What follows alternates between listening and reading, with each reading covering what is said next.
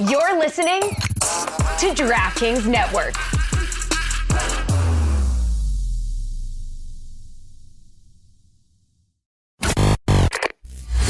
We're going to welcome Miami back in here because I wanted to simply point out to them to make them feel a little bit bad about their football viewing experience. I don't think that they know necessarily what I'm about to tell them, which is that football is so much better when you are watching it on the West Coast. Oh, the best. Yes. It is unbelievable to have your evenings to yourself and not feel like total sloth because the football is starting at 10 a.m. I had happened to me something. I've been telling you that over the last couple of weeks, I have simply forgotten about the London game. This time I missed it entirely. By the time I paid attention to football, Tannehill had already thrown for his 77 yards in the game, and I had no reason to pay any attention to it. It is an entirely different experience to what happened, Mike. You being bothered by the plant there? These are real plants, and I think I just poked my eye and scratched my cornea. Am I wrong about this, though? I mean, like the viewing experience on Sundays is so much better here to be able to watch football at a time that starts early in the morning. Dan, it's not Sundays. It's sports. All the sports. The late NBA game done by 10 o'clock. I get to sleep at a reasonable time. I wake up tomorrow. I do whatever I want. Like you said, on Sundays, you could actually have a Sunday evening soiree somewhere if you want to after all the football's done. This concept that all the sports media is located on the East Coast and people have to stay up until 1 in the morning and then write their gamers and stuff, and that doesn't get done until 2 a.m. and then tomorrow morning you got to do a morning show. It's ridiculous. Everything should be on the West Coast. Everything. This is why you guys were being unnecessarily mean to Lucy yesterday, because she left. She's been living. You made her move to Miami out of this blessed West Coast time zone. Then she's been living in Miami and the East Coast. She's used to getting up early for shows here. She had to leave, go back to the West Coast for the Colorado game. She's on a time difference. None of us stayed awake to watch the end of the Colorado-Stanford game in the Eastern time zone. I went to bed at 10 o'clock. I was snug as a bug in a rug by the end of the first quarter.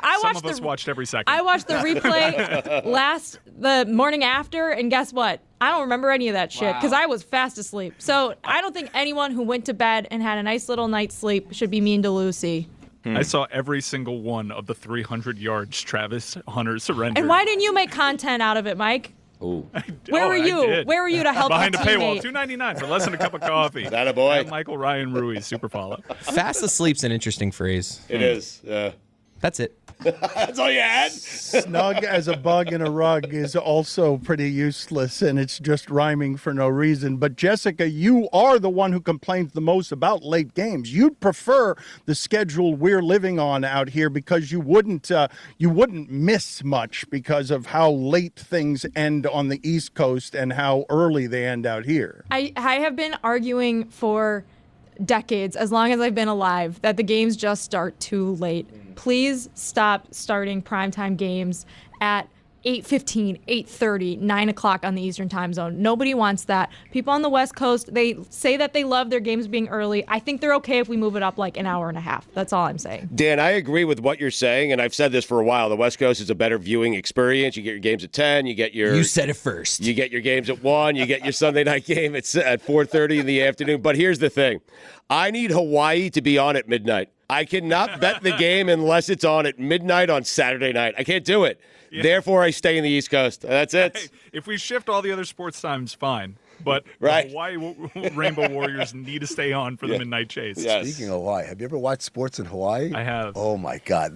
You know what? I take it back. We're doing it wrong on the West Coast. Hawaii is where it's at because it's like you're done by 4 in the afternoon or something. But what I don't like is that Hawaii's on at 4 in the afternoon. No. Again, we need that at midnight. Yeah. Mike Ryan went to the Monday Night Football game between the Chargers and Dallas and had the same experience I'm talking about where he gets his evening back after leaving the stadium. Yeah, a few nights ago, it's in Inglewood. Traffic is bad, notoriously, in Los Angeles. You have to walk basically 2 miles away from the stadium to track down an Uber. And it was this whole ordeal. And I'm already dreading. I got to wake up so early to make this call time. I'm so tired from leaving this game. By the time I got back to my hotel, it was 9:50 at night. I haven't a full night's rest. I woke up to cartoon birds singing. It was incredible. It's so different than the East Coast. If you want to watch a primetime game on the East Coast, you know that you're not going to be right for a full week. How is it possible, Chris Cody? I want to bring you in on this. Time zones, am I right? You have said before that you find the Chargers to be as frustrating as any team in the sport. How is it possible that Herbert has inherited from Phillip Rivers, I'm always going to be down late and I'm not going to do anything when I'm down late? How is this moved from San Diego to Los Angeles with the Chargers, and now all of a sudden we are talking about Tua is at the helm of the most explosive offense in the history of the sport through 6 games, and everyone's looking at Herbert and laughing because he can't win close games. And the Chargers, who could be 5-1, are 2-3, and they're going to get their coach fired because at the end of games they can't come back. Earlier this week, we ended, by the way, the Tua Herbert debate. That thing is over. We're Forever. done with that thing. Yeah. It's Brandon Staley's fault. Have you seen him? Him with a beard, the gray beard. We have a shot that we can show the video audience here. Him at his introductory press conference and him on Monday night with that gray beard, the sport is killing him. It's killing him. He's going to – look at this guy. I mean, it's just terrible. Well, they don't have it ready right now, but you can imagine what it is. I like the idea. Look at how delighted Billy is. Billy is so He loves delighted chaos, Dan. No, he loves chaos, but he also loves when people around him fail in the executive producer position. Look at this. This is what, 3 years ago? Yeah. Does he look good? Actually, he looks good there. What am I talking about? Well, it looks fantastic. It's an upgrade. He looks like Ben Affleck going to do a Dunkin' Donuts run. That's what Brandon Staley looks like now. I just love the idea that Dan has Phillip Rivers like a force ghost watching over Justin Herbert, right? And saying like, yes, my son. The force is strong with you.